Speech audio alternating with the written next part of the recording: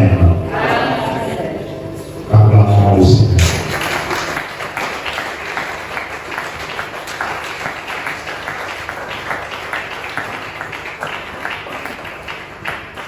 Amen. L'Esprit de l'Éternel est au milieu de nous. Alors, pendant que tu vas écouter la parole de ce matin, je vais te demander d'être concentré, de ramener une pensée en ce lieu, pour que tu ne puisses pas passer à côté de ce que Dieu veut te transmettre. Amen. Amen.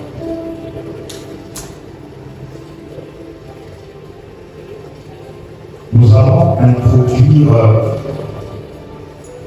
un thème qui sera l'objet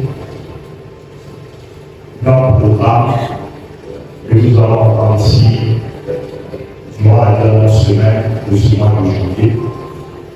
Pour les bien-aimés qui étaient là dimanche, le Saint-Esprit nous a recommandé de faire de ce mois de janvier le mois de la consécration par la prière.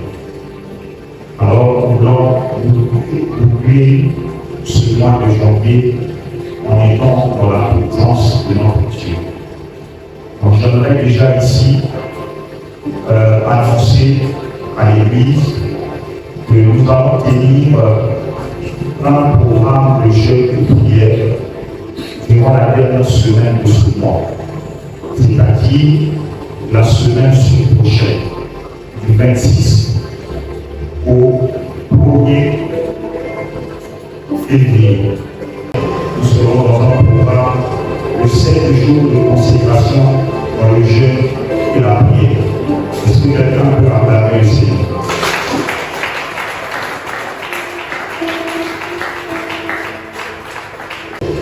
Et notre thème de ce programme, au plan déjà fait, ceux qui sont dans les groupes de l'Église, nous allons parler sur le thème discerner et neutraliser les consécrations occultes.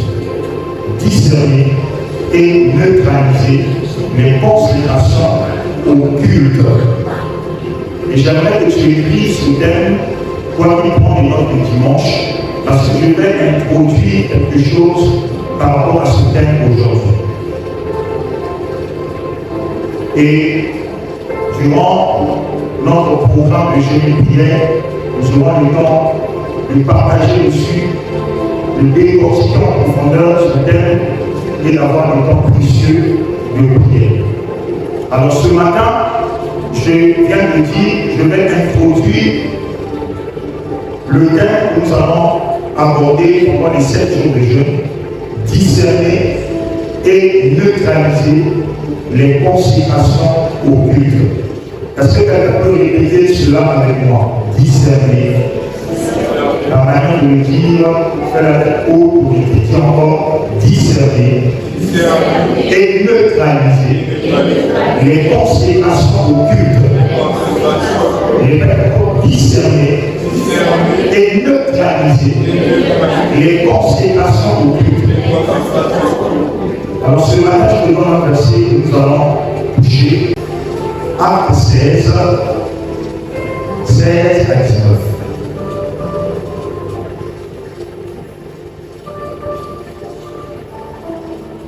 Nous allons tenir debout avec le respect que je dois. Nous allons faire la première lecture. Et nous allons demander son excellence, Monsieur le Saint-Esprit. Nous allons lire la parole de Dieu. Je lis la parole au nom de Jésus. Je lis la parole au nom de Jésus. Quand nous allions au lieu de prière, une servante qui avait un esprit de piquant et qui, en devinant, procurait un grand profit à ses maîtres, vint au devant de nous et se mit à nous suivre. Paul et nous, elle criait, ces hommes sont les serviteurs du Dieu très haut, et ils nous annoncent la voie du salut. Elle fit cela pendant plusieurs jours. Paul, fatigué, se retourna et dit à l'esprit, je t'ordonne au nom de Jésus-Christ de sortir d'elle.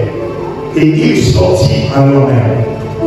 Les maîtres de la servante, voyant disparaître l'espoir de leur gain, se saisirent de Paul et de Silas et les traînèrent sur place publique devant les magistrats. Acclamons la parole de Dieu. Vous pouvez asseoir. Discerner et neutraliser les consécrations occultes. C'est quoi une consécration occulte? La consécration occulte, c'est le fait de livrer ou de se livrer à quelque chose ou à une entité spirituelle. Ça peut être un esprit, une divinité, un ancêtre ou une autre force surnaturelle. Lorsqu'on parle de consécration occulte, on fait allusion au fait d'être livré à un esprit, livré à des démons, livré à des génies, dans le but d'obtenir certaines faveurs.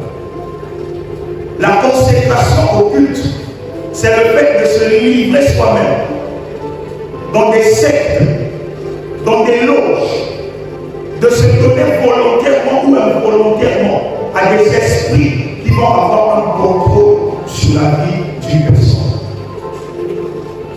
La consécration occulte, c'est aussi une mise à part. Mais c'est une mise à part pour être livré et devenir esclave des puissances du ténèbres, des esprits démoniaques. Lorsqu'on parle de consécration occulte, les consécrations occultes, c'est le fait d'être livré, sacrifié, volontairement ou involontairement, à devenir esclave d'un esprit quelconque ou d'une entité quelconque. Nous revenons dans le livre de Actes chapitre 16, le verset 16. La Bible nous dit que la Bible parle d'une histoire. Paul se dirigeait à la maison du culte. Et pendant qu'il se dirige dans la maison de la prière, la Bible déclare qu'ils vont faire la rencontre, une femme. La Bible déclare, quand nous saluons au lieu de prière, une servante qui avait un esprit de bidon et qui, en devinant, procurait un grand profit à ses maîtres vint au devant de nous. La Bible présente cette femme comme une servante. Et lorsqu'on rentre dans l'étymologie, la source du mot servante, le mot servante signifie esclave. Un serviteur était un esclave qui dépend d'un maître. Et la Bible présente cette femme comme étant une servante. Alors la question que tu dois te poser, si elle est présentée comme une servante, c'est-à-dire un esclave, elle est la servante de qui ou de quoi? La Bible nous révèle que cette servante, c'est-à-dire cette femme qui était esclave, elle était servante d'un esprit de bidon. Amen. Elle était esclave d'un esprit de bidon. La Bible dit que la servante qui s'est approchée de Paul, elle était servante d'un esprit de bidon. Le bidon, c'est un reptile dans la race des serpents, mais il a la particularité d'être un serpent gros par sa taille. Et l'autre particularité du bidon, c'est que le bidon est un serpent non venimeux. Il n'a pas de venin. Et une autre particularité encore du bidon, c'est que le bidon, il détruit et tue ses proies par contrition. C'est-à-dire qu'il étouffe sa proie. Et quand il a étouffé sa proie, il avale la proie entièrement. Parce qu'il a une mâchoire très large. Et dans plusieurs cultures dans le monde, le bidon symbolise la puissance spirituelle. Dans les pays d'Asie du Sud-Est, le bidon représente spirituellement un esprit de force, un esprit de contrôle. Le bidon représente un esprit qui travaille de manière à étouffer progressivement et à dominer silencieusement une personne. L'esprit de bidon est un esprit qui se manifeste par la divination. Parce que la Bible déclare que lorsque cette femme s'est approchée de Paul, c'est en divinant que Paul s'est rendu compte qu'elle n'était pas ordinaire, mais en elle, il y avait un esprit. L'esprit de prudence, c'est un esprit de contrôle, c'est un esprit de manipulation. Mais cet esprit de contrôle et de manipulation se manifeste par la divination.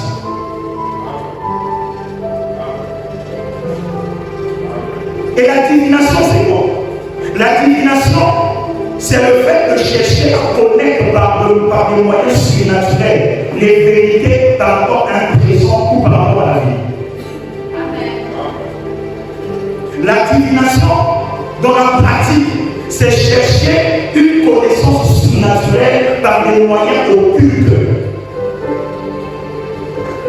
Et dans le monde, on a plusieurs formes de divination.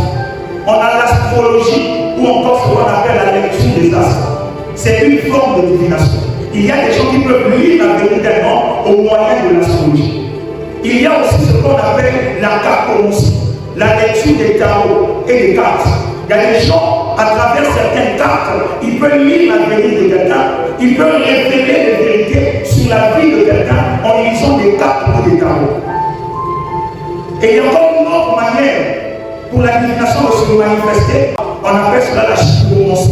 C'est le fait de lire les lignes de la main. Il y a des gens, quand ils prennent la paume de ta main, en regardant les lignes de ta main, ils peuvent commencer à te révéler certaines choses. Et quand tu te parles, tu te reconnais de ce qu'ils ont envie de dire. La divination opère aussi sous une autre forme, sous la forme de la nécromancie. La nécromancie, c'est la pratique satanique ou encore de sorcellerie qui consiste à consulter les morts pour avoir des informations sur la vie des êtres vivants. Et dans la divination, il y a aussi des pratiques de sorcellerie. Alléluia. Donc la divination détourne et on déforme les révélations de Dieu. Et ça me rappelle à une histoire de la Bible. La Bible nous dit, dans le livre de Luc chapitre 4, que lorsque Jésus-Christ s'est retrouvé dans le désert, quand le diable arrive vers Jésus, il dit à Jésus, si tu es réellement le Fils de Dieu, ordonne à cette pierre de devenir du pain. Quand le diable demande à Christ de le faire, est-ce qu'il n'est pas en train de dire à Jésus quelque chose qu'il est capable de faire? Ce qu'il est en train de demander à Jésus, Jésus peut le faire. Mais Jésus ne le fera pas. Pourquoi? Parce que le problème, ce n'est pas la vérité, mais l'esprit derrière le message. Ce qui compte, ce n'est pas ce qu'on me dit, mais l'esprit qui est dans la chose qu'on est en train de me dire. Quelqu'un peut se lever devant toi et commencer à te révéler des vérités sur ta vie, mais derrière ces vérités, il peut avoir un esprit d'environ.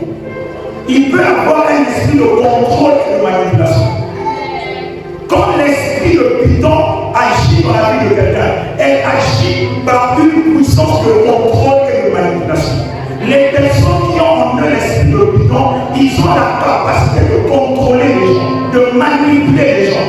On a entendu l'année passée une triste histoire dans notre pays où une femme a mis fin au jour de ses propres enfants en disant que c'était sous l'ordre d'un homme de Dieu. Pourquoi? Parce que c'est une femme qui est entrée en contact avec un homme de Dieu, mais qui en réalité était rempli d'esprit pour l'influencer.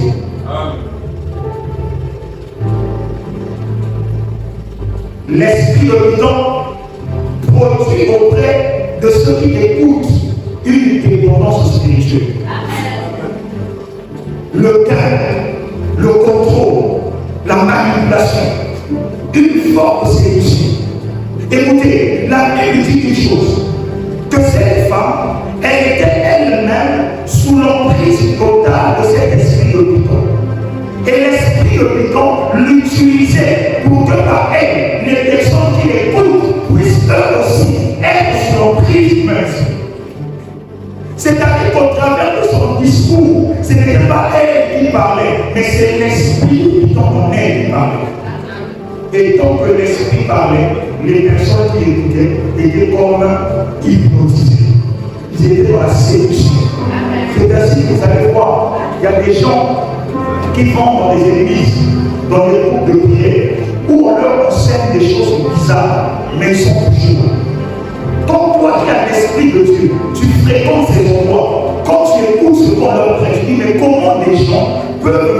doit écouter la parole dans un tel milieu.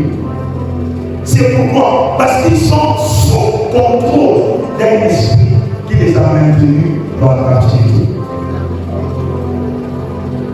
Cette femme était esclave d'un esprit. Elle n'était pas seulement esclave de l'esprit du temps. Mais quand tu essaies de lire de manière attentive cette histoire, tu vas te rendre compte qu'au-delà d'être esclave de cet esprit, elle avait été consacrée à l'esprit. On va dérouler. Suis-moi attentivement. Je viens de dire ceci. La femme de la Bible montre, elle était possédée par un esprit de bidon, mais elle était aussi consacrée à l'esprit de bidon. Maintenant, j'aimerais que tu me suives très attentivement, parce que ce que je vais te dire ici, ce sont des vérités que beaucoup de chrétiens ne maîtrisent pas. Écoute-moi. Pourquoi je dis que cette femme, dans le livre de Actes 16, n'était pas seulement possédée, mais elle était consacrée à cet esprit. C'est parce qu'il y a une différence entre la possession démoniaque et la consécration à un esprit démoniaque. Dis avec moi, il y a une différence entre la possession et la consécration. La différence c'est quoi? C'est que la possession par un esprit démoniaque te maintient sous l'influence de cet esprit. Il y a un courant théologique aujourd'hui qui dit que lorsqu'une personne est née de nouveau, cette personne ne peut plus être possédée par un démon. Parce que l'esprit de Dieu habite désormais. La Bible dit qu'il n'y a plus de condamnation pour ceux qui sont en Jésus. Et il y a un courant en théologie qui dit que quand une personne est régénérée par la nouvelle naissance, son esprit devient l'habitation du Saint-Esprit. Et de ce fait, un démon ne peut plus le posséder. Mais voici moi m'approcher par rapport à ma compréhension, ce que le Saint-Esprit m'a permis de comprendre. Il est certes vrai que la possession n'opère pas de la même manière vis-à-vis d'un chrétien et vis-à-vis d'un païen. Parce qu'un païen qui n'a pas encore reçu Jésus-Christ dans sa vie est semblable à une maison dont toutes les portes sont ouvertes. Un esprit n'a pas besoin de permission pour entrer. C'est comme un terrain inoccupé. Il vient quand il veut. Raison pour laquelle ceux qui n'ont pas Christ, Satan considère qu'ils lui appartiennent déjà. Il n'a plus besoin de les combattre. Voilà pourquoi il fait la guerre aux enfants de Dieu. Est-ce que tu dis avec moi?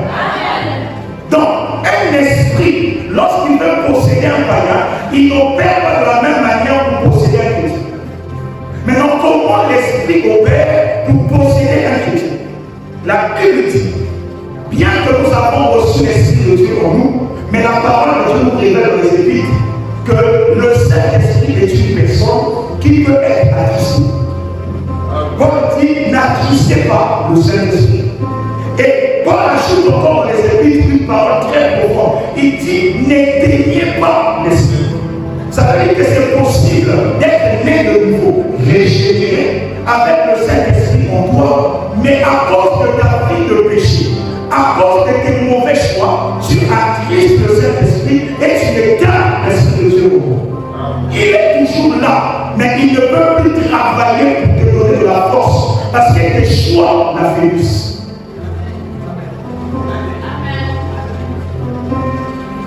Un démon ne peut pas posséder un chrétien si le chrétien ne lui donne pas le droit de rentrer. Raison pour laquelle vous allez remarquer, quelqu'un est né de nouveau, elle prie depuis des années, elle vient à l'église, mais chaque année, on lui fait la défense. Chaque année, on impose les mains. Et on se pose la question, mais pourtant la personne est née de nouveau, qu'est-ce qui se passe? Non, le problème n'est plus au niveau de Dieu. Le problème est maintenant à ton niveau là. Les choix que tu fais peuvent fermer les portes ou ouvrir les portes. J'aime la présence de Dieu, je le sens seul.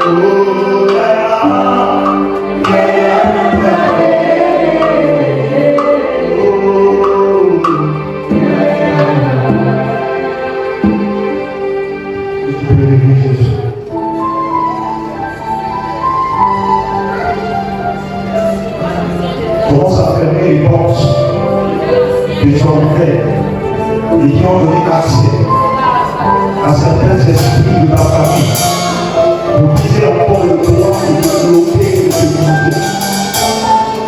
Encore est le temps du Saint-Esprit. Ce n'est pas une affaire de voleur.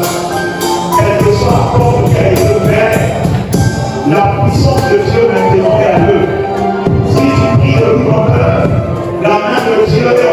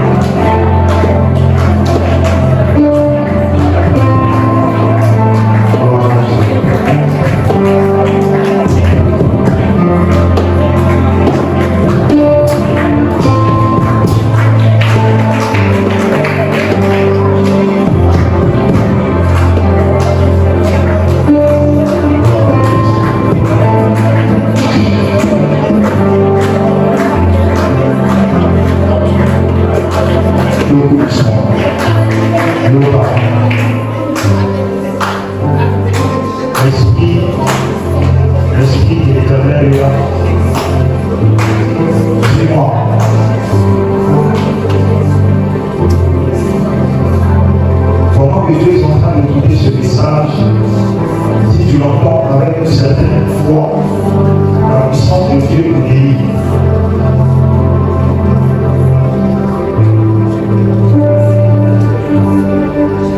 Nous continuons.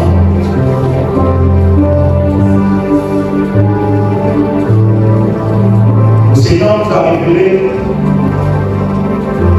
qu'il y a une différence entre la possession et la consécration.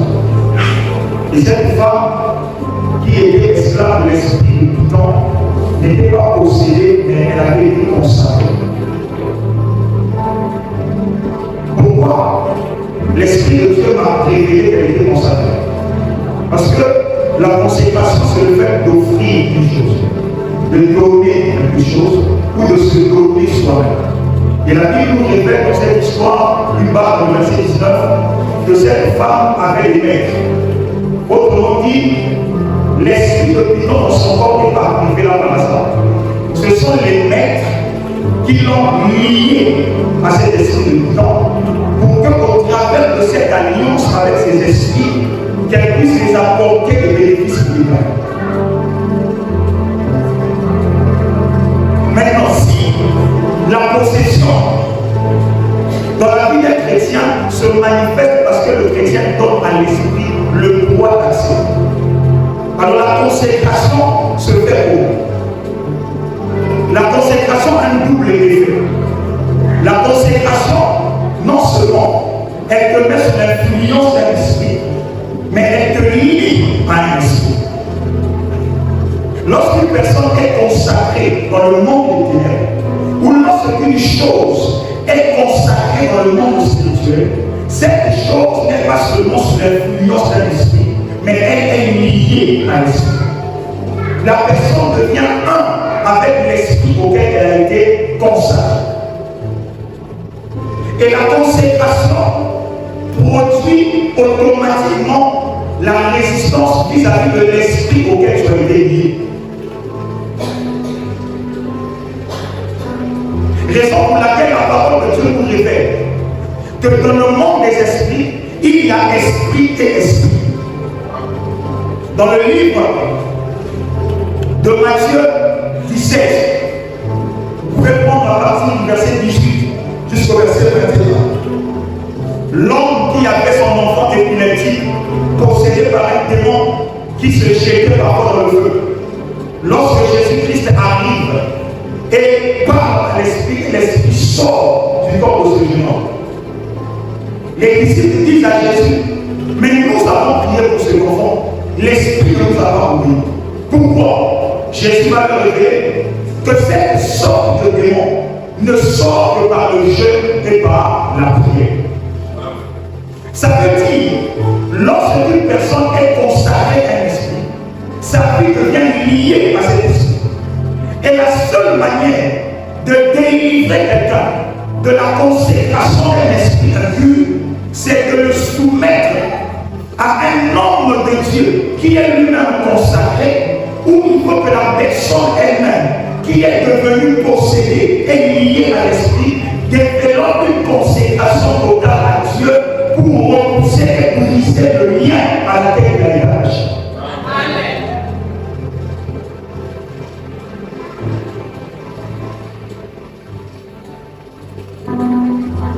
Voilà pourquoi, bien aimés, au-delà de l'appel global que nous avons reçu, tous, qui est l'appel au salut, Dieu a aussi établi les autorités spirituelles dans l'Église. Et les autorités spirituelles ont un rôle très particulier. Dans l'Église, il y a des personnes qui ont reçu l'appel pour être dans le ministère de l'adoration. D'autres ont reçu un appel pour exceller dans le domaine des affaires. Mais il y a dans le corps de Christ des hommes que Dieu a mis à part pour être consacrés à son service. Parce que s'il n'y a pas des hommes consacrés, lorsque tu vas rencontrer un esprit résistant, tu ne pourras pas tenir face à l'esprit résistant. Il y a des esprits impurs qui ne peuvent obéir à un homme consacré. Toi, avec tes occupations, tu pars au travail, tu rentres à la maison, tu es fatigué. tu n'as pas toujours le temps de te consacrer à 100% à servir le Seigneur. Voilà pourquoi tu as besoin d'un père spirituel. Parce que les hommes de Dieu sont les autorités établies par le Seigneur, qui dans leur vie de consécration ont le devoir de libérer les âmes, des esprits qui les ont liés depuis des années et des années. Parce que Dieu n'est pas bête. Il sait que toi, tu n'as pas le temps de te consacrer à 100% dans la prière et dans la méditation. Voilà pourquoi il a mandaté des gens pour faire ce travail-là. Pourquoi? Parce que la consécration élève le niveau spirituel.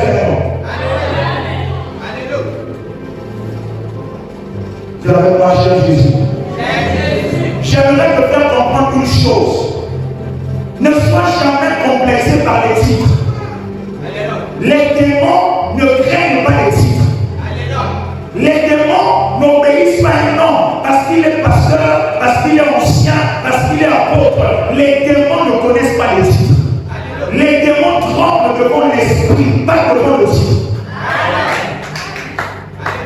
Si tu es un grand esprit, quand tu vas parler, l'esprit est devant toi. Parce que dans le monde spirituel, il y a des esprits résistants. Tu viendras à l'église, tu vas dire au nom de Jésus, au nom de Jésus, l'esprit ne sortira pas. Pourquoi? Parce que toi, ton esprit n'est pas assez élevé spirituellement pour le chasser.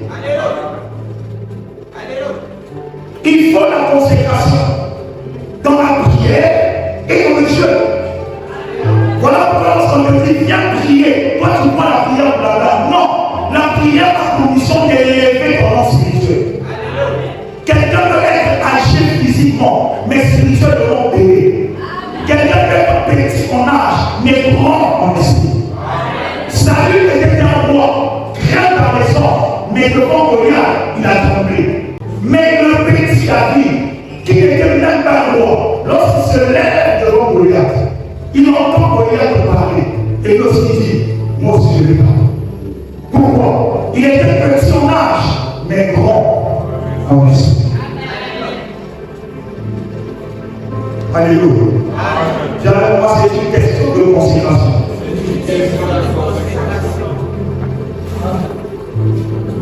C'est la consécration d'un homme qui détermine le niveau d'autorité spirituelle de sa personne. Ton niveau d'autorité spirituelle est déterminé par ta consécration. C'est une question de consécration, pas de titre. Écoutez-moi. Un chrétien qui s'assoit dans la foule, quand un homme de Dieu prêche, si ce chrétien a une vie de consécration constante, ce chrétien dans la foule peut opérer dans une dimension que le pasteur opère. Est-ce que vous le voyez? Combat la narrativité, bat la esprit en nous. Le titre ne veut rien dire. Ce qui compte, c'est le niveau de consécration d'une personne. Quelqu'un peut avoir le titre d'un pasteur, d'un archichon, mais parce qu'il se consacre à prier, à chercher Dieu dans le monde des esprits, il fait peur. Quand cette femme prie, les démons tremblent, parce que spirituellement, ça est l'armée.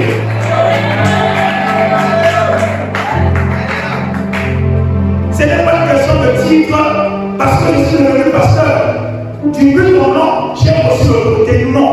Le monde spirituel obéit à des lois. Et la consécration est une loi spirituelle. Si tu ne l'appliques pas, tu vas arriver à un niveau, tu vas caler. Tu ne pourras pas aussi. Tu vas avec moi, Jésus. Tu vas voir avec moi, Jésus. Je vais terminer par une révélation très profonde que le Saint-Esprit m'a révélée dans cette histoire. La Bible dit au début du verset 16. Cette phrase-là, beaucoup de personnes pourraient vite passer dessus, mais ça cache une grande révélation. La Bible dit ceci, dans le livre de Actes 16. Quand nous nous alignons au lieu de la prière, dis avec moi le lieu de la prière. Alors, parce que le Dieu ne me comprend pas. Dis encore le lieu de la prière. Alléluia. La Bible déclare que l'esprit qui était dans dans cette femme n'est pas venu vers Paul et Silas par hasard. L'Esprit est venu vers eux à cause de la direction que prenait Paul. C'est cette direction qui a poussé l'Esprit de Python à se diriger vers Paul. Parce que la Bible révèle que Paul n'allait pas n'importe où. Il se dirigeait vers le lieu de la prière. Si on va avec moi, le lieu de la prière. Écoute-moi très bien, mon frère, ma soeur. L'un des secrets de la délivrance, c'est aussi de fréquenter de manière régulière un lieu de prière. Le véritable défi aujourd'hui, ce n'est pas d'avoir un lieu de prière, mais de se consacrer à son lieu de prière. Il y aller de manière quotidienne. On dit avec moi, j'aime le Seigneur. On dit encore, j'aime le Seigneur. Écoute-moi, être membre d'une église locale, c'est très bien. C'est même très bien. Mais quand tu fais de ton église locale ton lieu de prière, c'est beaucoup mieux aux yeux de l'Éternel. Pourquoi je te le dis? Parce qu'en réalité, Satan ne combat pas seulement la volonté de se rendre à l'église tous les jours. Le diable ne combat pas les chrétiens qui ont la volonté de fréquenter l'église tous les jours. Mais le diable combat ceux qui ont fait de l'église le lieu de prière. Le diable combat ceux qui quittent leur maison avec la décision de venir à l'église pour prier. Le diable ne combat pas quelqu'un parce qu'il a fait le plus pour venir à l'église. Le diable combat les motivations intérieures. Quand tu as quitté la maison, quelle a été ta motivation? C'est ça que Satan va combattre.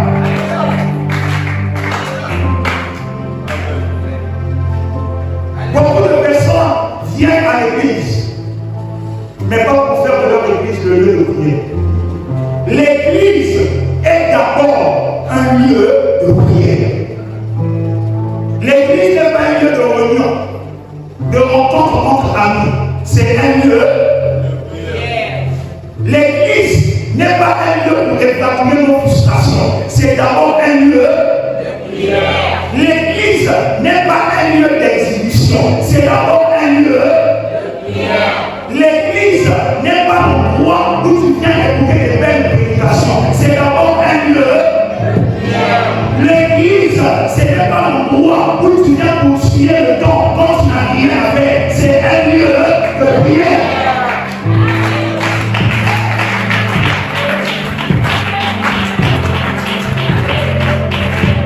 Arrêtons de venir à l'église pour papoter, plaisanter. La maison de Dieu est une maison de prière. Dans Marc chapitre 11, verset 17, Jésus se met en colère parce qu'il y a des gens qui ont transformé la maison de son père en un lieu de commerce. Il a dit la maison de mon père n'est pas un lieu de commerce, mais c'est une maison de prière. Fais de ton église ton lieu de prière.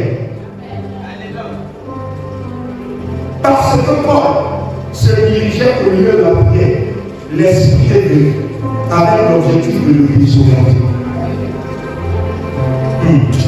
Vous savez, le diable est très rusé. Pour le désorienter, il fallait le distraire. Et le moyen que le diable trouve pour distraire Paul, parce qu'il savait que Paul partait dans le lieu de prière, il utilise quoi? Quelque chose qui, en regardant, n'est pas mauvais. La divination, la prophétie et le coco de l'unicatoire. La chose qui nous mène dans les groupes de prière. Combien de professions ont donné dans le chemin? Combien de gens ont imposé les pieds et les mains, ont versé de l'eau salée, l'huile sur toi, ta vie n'a jamais changé.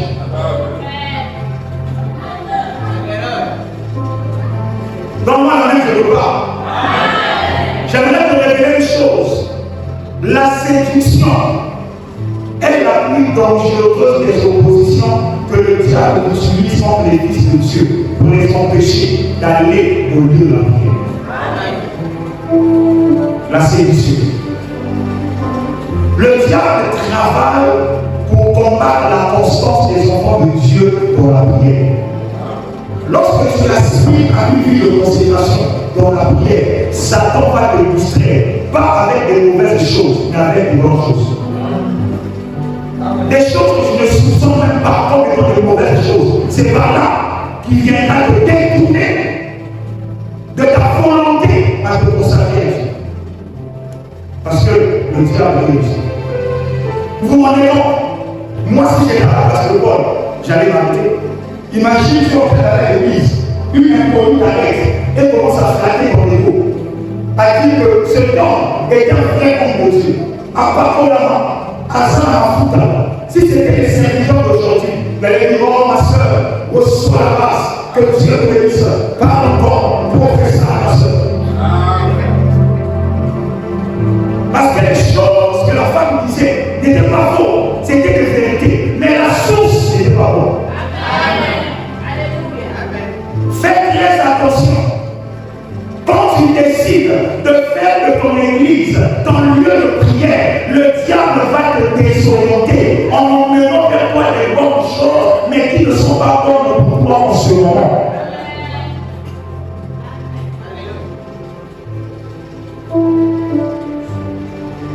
N'oubliez jamais que lorsque Satan est venu tenter Jésus dans le désert, il n'est pas apparu comme un dragon.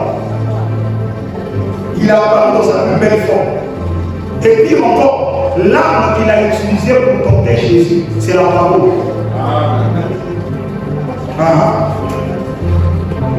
La parole. Donc j'aimerais que tu comprennes que ce qui compte en réalité, ce n'est pas forcément ce que tu entends, mais l'esprit derrière ce que tu entends. N'écoute pas les personnes que le diable envoie vers toi pour te séduire, te distraire à travers certaines propositions. Tu as déjà ton lieu de prière. Reste concentré. Regarde ton voisin, dis voisin, reste concentré. Alléluia. On dit avec moi, cher Jésus. Le lieu de prière a des avantages. Lorsque la Bible parle du lieu de prière, la Bible fait référence à la synagogue. Les synagogues, c'était des endroits où les Juifs allaient pour passer des temps de prière. Alléluia. Donc la synagogue est pour nous aujourd'hui ce que représente l'église locale. Le lieu de prière. J'aimerais que nous revenions aux fondamentaux. La maison de Dieu est d'abord une maison de prière. Une église qui ne prie pas est une église qui ne privera pas de surnaturel. Il n'y a pas de surnaturel sans prière. Il n'y a pas de miracle sans prière. Il n'y a pas de guérison sans prière. Il n'y a pas de délivrance sans prière. L'église, c'est la prière aujourd'hui, la prière de l'un, la prière après demain, encore et toujours la prière.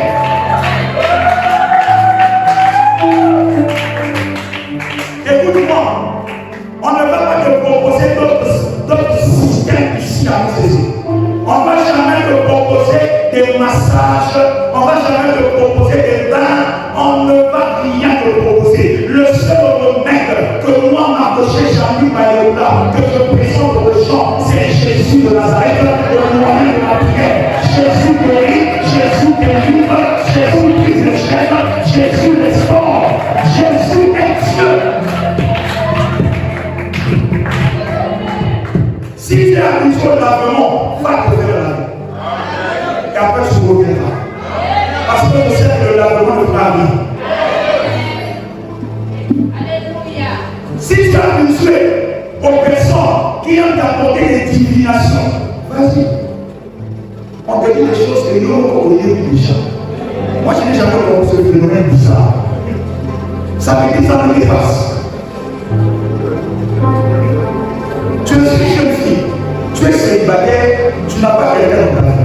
Tu rencontres un pseudo de Dieu qui te dit que non, tu es en train de me révéler que tu es célibataire. Mais est-ce que tu n'es pas célibataire?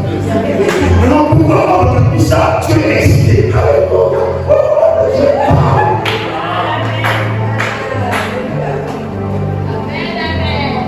C'est ce que tu es. Qu'est-ce qui tombe? Parce que quelqu'un découvert un secret de la vie. Mais le diable se voit. Le diable a des yeux pour voir. Je disais à un serviteur de Dieu quelque part, la semaine passée, je disais qu'il n'y a pas plus spirituel que Satan. Aucun pasteur ne connaît le monde spirituel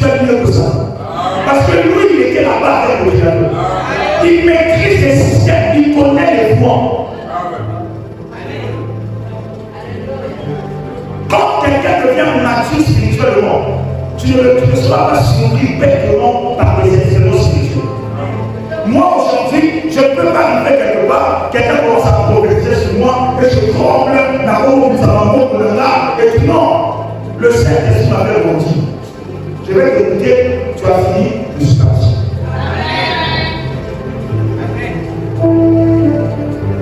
J'avais moi j'aime Jésus. Alléluia. L'église est le lieu de prière. Le lieu de prière a un pouvoir. L'un des pouvoirs du lieu de prière où nous sommes, c'est que le lieu de prière expose les forces invisibles. Le lieu de prière a le pouvoir d'exposer les forces que les yeux visibles nous voient. Dans Luc chapitre 13, le verset 10 à 11, la Bible nous parle d'une femme qui avait le dos coulé. Et j'aime les détails de la Bible. La Bible dit Jésus enseignait où? Dans une synagogue, dans la maison de prière. Jésus enseignait dans la maison de prière. Et pendant qu'il enseigne dans la maison de prière, la Bible révèle cette femme. La Bible dit, et voici, il y avait là une femme possédée d'un esprit qui la rendait infirme depuis 18 ans. Son infirmité n'était pas naturelle. C'était le fruit d'une possession démoniaque. Elle était esclave depuis 18 ans. Mais ce que j'aime avec cette femme, malgré son état, malgré la possession, elle avait fait du lieu de prière sa maison. Elle venait lundi, elle venait mercredi, elle venait dimanche. Elle avait les autres être guéris. Elle a dit mon tour viendra. Elle a vu les autres être éliminés. Elle a dit mon tour viendra. Je dois continuer à venir dans la maison de prière. Parce que tôt ou tard, le ciel me localisera. Je dis à quelqu'un, le ciel va te localiser. Le ciel va te localiser. Ne te décourage pas. Même si tu es dans un état oublié, le ciel ne t'a pas oublié. Ton jour est en train d'arriver. Ton miracle est en chemin. Ta visitation est en chemin. Ton élément est en chemin. Ta restauration est en chemin. Elle avait le recouvert, mais elle a décidé de continuer à venir au lieu de prière. Et la femme est découverte. C'est le miracle a eu lieu dans la maison de prière. Les expériences les plus marquantes de ma vie, je les ai vécues dans l'église. Les rares fois où Dieu m'a le plus utilisé dans ma vie, c'était lorsque j'étais à l'église. Ne plaisante pas avec la maison de prière. Il y a un mystère. Plus tu vas te consacrer à ton lieu de prière, plus le Saint-Esprit va obliger certains esprits à se dévoiler. Il y avait des clercs dans ce temps, ils n'avaient jamais d'esprit. Il y avait des hommes de Dieu dans cette église, ils n'avaient jamais su que son état n'était pas normal. Les gens étaient là, maman, ça va au sala, kaka, et aussi ma kaka. Non! Il y a des gens qui sous, il faut pas que les déranger avant la parole.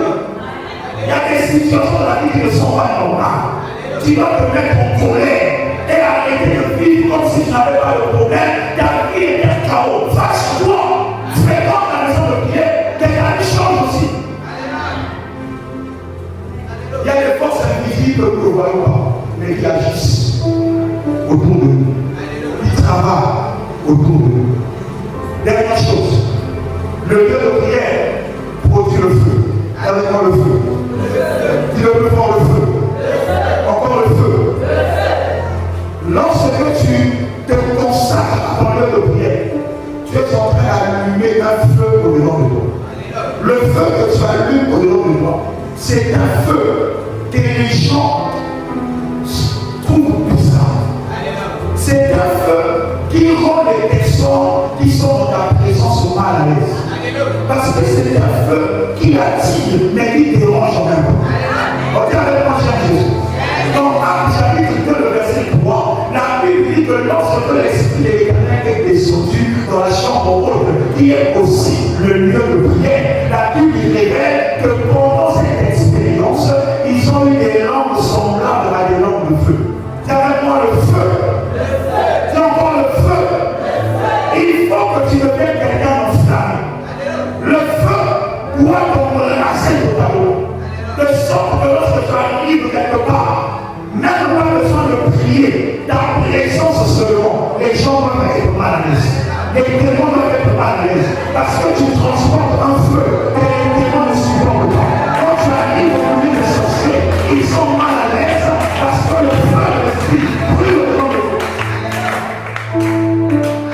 Quand tu n'es pas capable d'allumer le feu toi-même, sois un bois qui se jette. Si tu reconnais que tu as du mal à prier, accroche-toi aux gens qui viennent à prière, sois contaminé par leur feu, et leur feu va aussi devenir ton feu. Et quand tu rentres à la maison, tu manifestes ta puissance.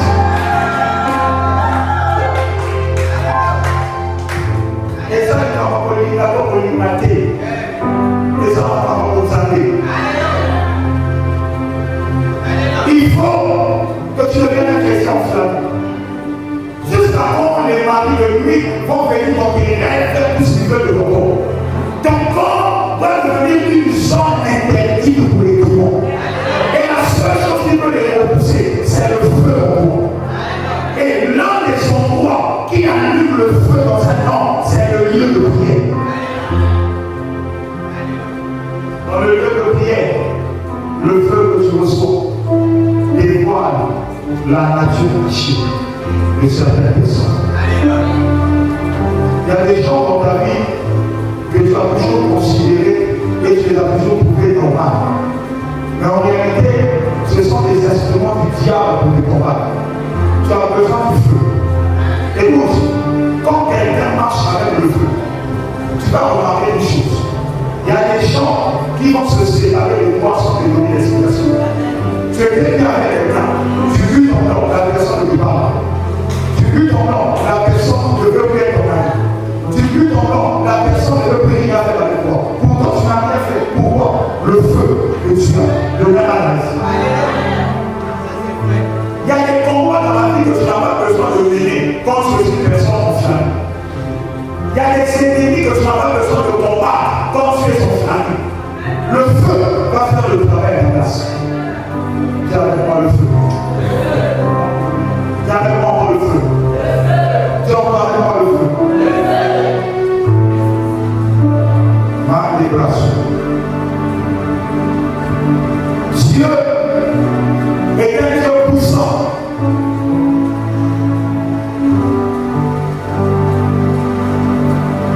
L'une des clés qui te permet de sortir de la consécration au culte, c'est la révélation du lieu de prière. Il y a un petit que le Saint-Esprit avait commencé à me donner il y a quelques années devant la présence de Dieu. Un jour, nous étions ici pour une journée de prière. J'avais commencé à chanter ce cantique. C'est un cantique dont on nous monter en moi. Ne sois pas distrait l'esprit de l'Éternel.